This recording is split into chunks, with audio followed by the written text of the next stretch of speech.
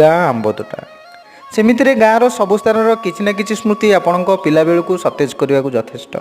ମାତ୍ର ଗାଁ ଆମ୍ବତୋଟାର କଥା ଟିକେ ନିଆରା। ଜାଗାଟି ଏତେ ଘଞ୍ଚ, ଦିନରେ ମଧ୍ୟ ରାତିର ଭ୍ରମ ସୃଷ୍ଟି କରେ। ଆମ୍ବ ବଉଳ ସମୟର ବାସ୍ନାରେ ଚାରିଆଡ଼ ମହକି ଉଠେ। ପିଲାବେଳେ କେତେ ପିଲା ଏଠାକୁ ଯାଇ ହାତ ପାହାନ୍ତରେ ଥିବା ବଉଳକୁ ଆଣି ପରସ୍ପର ସହ ବଉଳ ବସିଥାନ୍ତି। ଖରାଦିନ ସେହି ଉଦୁଉଦିଆ ଦ୍ୱିପହରେ ପିଲାଙ୍କର ସାଥୀ ହୋଇଯାଏ ଗାଁ ଆମ୍ବତୋଟା। କେତେ ଆମ୍ବ ଚୋରି, ଆମ୍ବ ଡାଳରେ ଦୋଳି, ବାଲିଘର, ପିଲା ବାହାଘର, ବାଟି ନଟୁ ଖେଳକୁ ମୁକସାକ୍ଷୀ କରି ରଖିଥିଲା ଗାଁ ଆମ୍ବତୋଟା। ଦିନେ ବାପଦାଦାଙ୍କର ତାସ ଖେଳ, ପିଲାଙ୍କର ଗହଳିରେ ଫାଟି ପଡ଼ୁଥିବା ଗାଁ ଆମ୍ବତୋଟା ଆଜି ଖାଁ ଖାଁ। ଆଉ ଆଗ ଭଳି ସେଠି ପିଲାଙ୍କର ଖେଳ ନାହିଁ, ପକ୍ଷୀମାନଙ୍କର ରାବ ନାହିଁ, ଲୋକଙ୍କର ଭିଡ଼ ମଧ୍ୟ ନାହିଁ। କାହିଁ କେଉଁ ବାଟୋଇ ଘାଟୋଇ ସେଠାରେ ମଧ୍ୟ ବସୁନାହାନ୍ତି। ବଢ଼ୁଥିବା ସହରୀକରଣ ଓ ପରିବର୍ତ୍ତନରେ ନିଶ୍ଚିହ୍ନ ହେବାକୁ ବସିଲାଣି।